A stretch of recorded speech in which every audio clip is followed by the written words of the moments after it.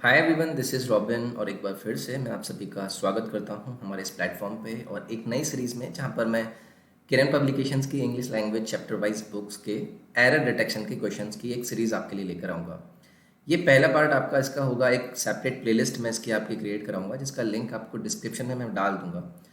और इस तरीके के पार्ट्स को अपनी सीरीज़ के थ्रू हम फॉलो करेंगे। स्टार्ट करेंगे पार्ट 1, ये कुछ मेरे बारे में जानकारी। My name is robin. तो चलिए हम अपने सेशन को स्टार्ट करेंगे।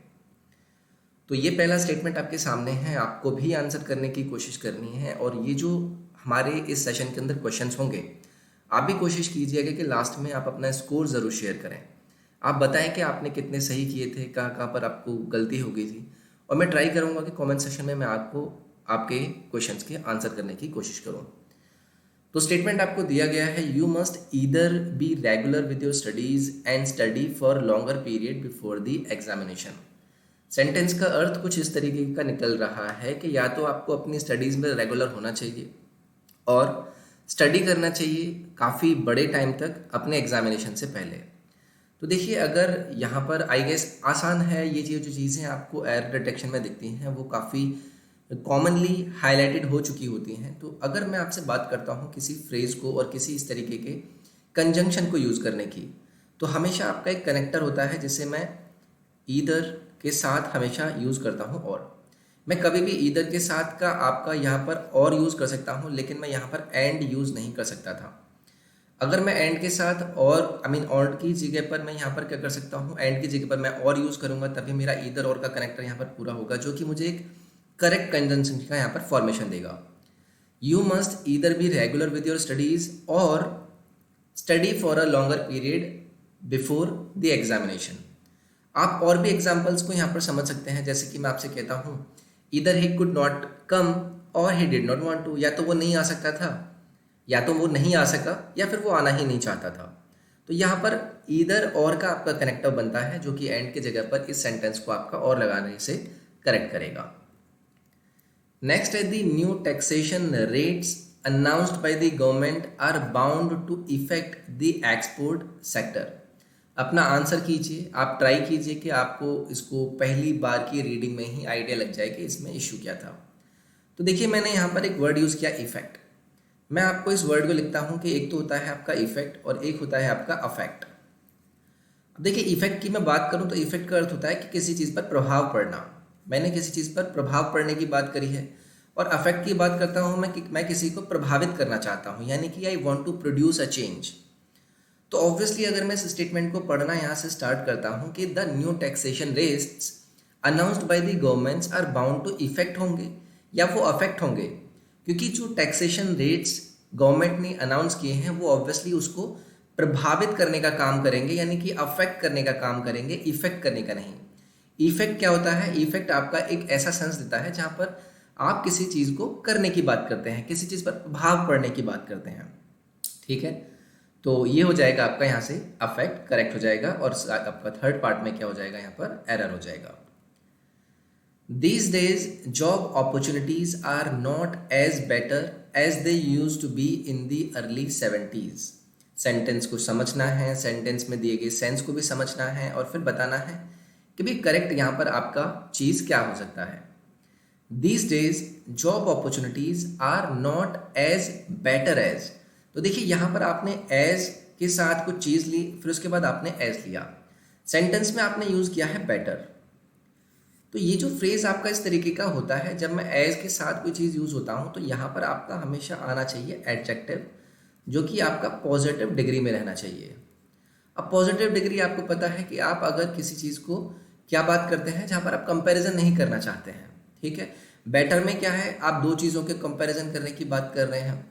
अगर मैं बेस्ट कर दूंगा तो आपका ये सुपरलेटिव डिग्री हो जाएगा, जब आप दो से ज़्यादा चीज़ों को कंपेयर करने की बात करेंगे। तो एज और एज के बीच में आपका हमेशा एक ऐसा एडजेक्टिव आप यूज़ करेंगे जिसकी डिग्री क्या होगी, पॉजिटिव होगी।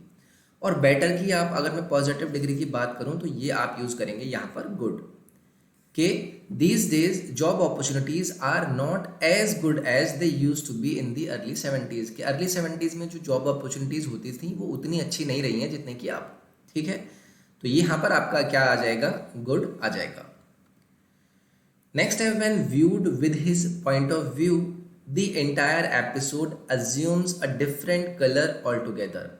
सेंटेंस को पढ़िए, सेंटेंस की आइडिया को समझने की कोशिश कीजिए और कोशिश कीजिए कि आप पहले ही बार में अपना एरर फाइंड आउट कर पाएं।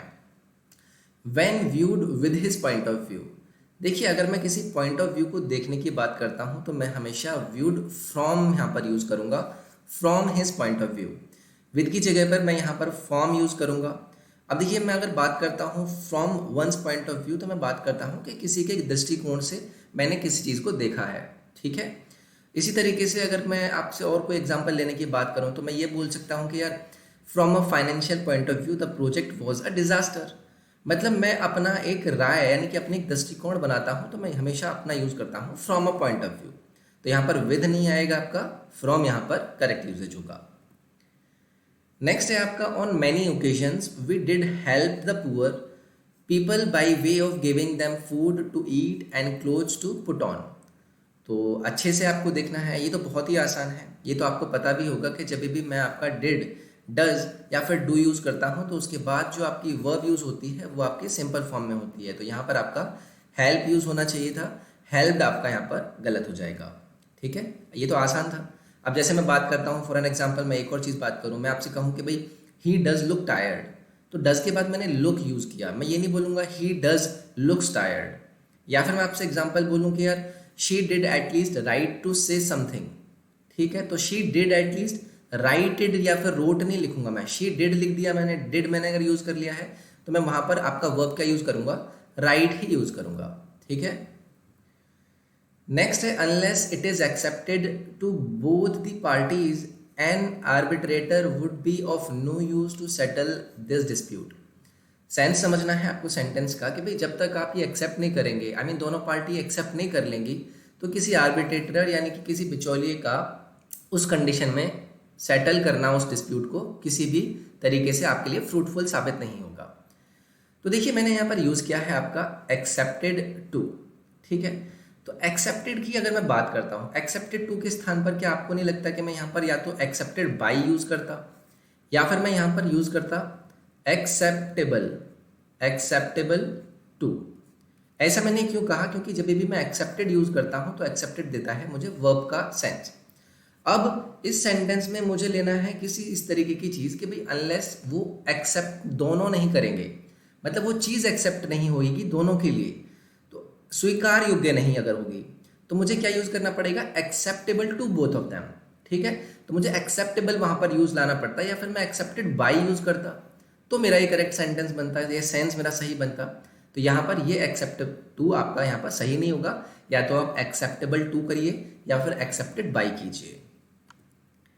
नेक्स्ट है although the manager was keen on getting the work done through Sudhir yesterday he tries to avoid it. तो सेंस समझना है आपको सेंटेंस का। देखिए मेरे ख्याल से बहुत ही आसान है, मैंने यस्टरडे की बात करी है, मैंने बोला है कि ऑल्दो द मैनेजर क्या था, अपने काम को कराने के लिए बहुत ही ज़्यादा कीन था कि वो सुधीर से अपने काम को करा लेगा कल तक, लेकिन क्या मुझे यहाँ पर ट्राइज यूज़ करना चाहिए, मुझे ट्राइड यूज़ करना चाहिए, क्योंकि मैं अगर कल की यानी कि पास्ट की बात कर रहा हूँ तो ऑब्वियसली ये जो प्रिंसिपल क्लॉज को अगर पूरा पास्ट में लेना पड़ेगा तो मुझे इस चीज़ को भी पास्ट में लेना पड़ेगा। तो यहाँ पर आपका आ जाएगा क्या, tried to avoid it. Next है the various consequences of the decision taken by the finance ministry was not foreseen by the bureaucrats. Sentence को समझिए, उसका आइडिया समझने की कोशिश कीजिए, ये देखिए कि क्या आपकी वर्ब्स यहाँ पर सही यूज हुई हैं या नहीं हुई हैं। अब देखिए इस मैं आपकी बात करता हूँ इस वाले सेंटेंस की, मैंने यहाँ पर बात की कि आपका सब्जेक्ट क्या है यहाँ पर। अगर मैं आपसे कहूँगा कि the various consequences, the various consequences ये आपका है यहाँ पर मेन सब्जेक्ट।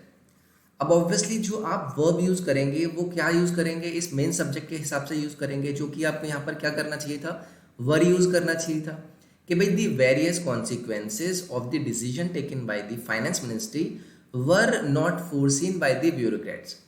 तो यहाँ पर आपका क्या हो जाएगा, वर हो जाएगा, क्योंकि आपका मेन सब्जेक्ट जो था वो क्या था, प्लूरल था, तो ये आपको वर्ब भी क्या लेनी पड़ती, प्लूरल लेनी पड़ती। नेक्स्ट है I never considered him to be a person who would go back on his promise and then do not even apologise.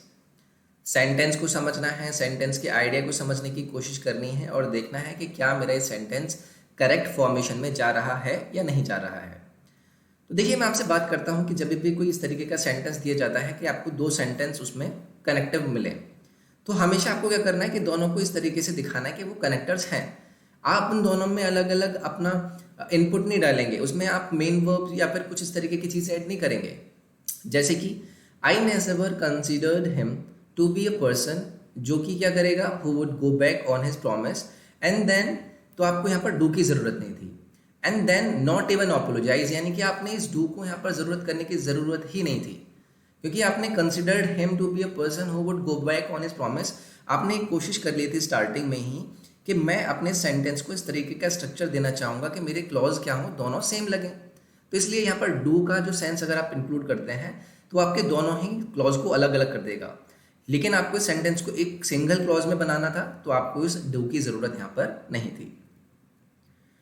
Next है having finished at school Raghu thought of going to Bombay in search some job. तो देखिए, in search, ये तो बिल्कुल ही sense यहाँ पर गलत दे रहा है। इन सर्च नहीं होगा, इन सर्च ऑफ अगर आप बाद में यूज़ करते सर्च के तो वो आपका करेक्ट सेंस देता। ठीक है, हम किसी की सर्च ऑफ करते हैं, ठीक है, आपको पता होगा कि I am in search of something, I am in search of the job, I am in search of the person I was looking forward. ठीक है, तो यहाँ पर आप सर्च के बाद क्या करेंगे, ऑफ यूज़ करेंगे, जो कि आपके इस करेंट सेंटेंस को करेक्ट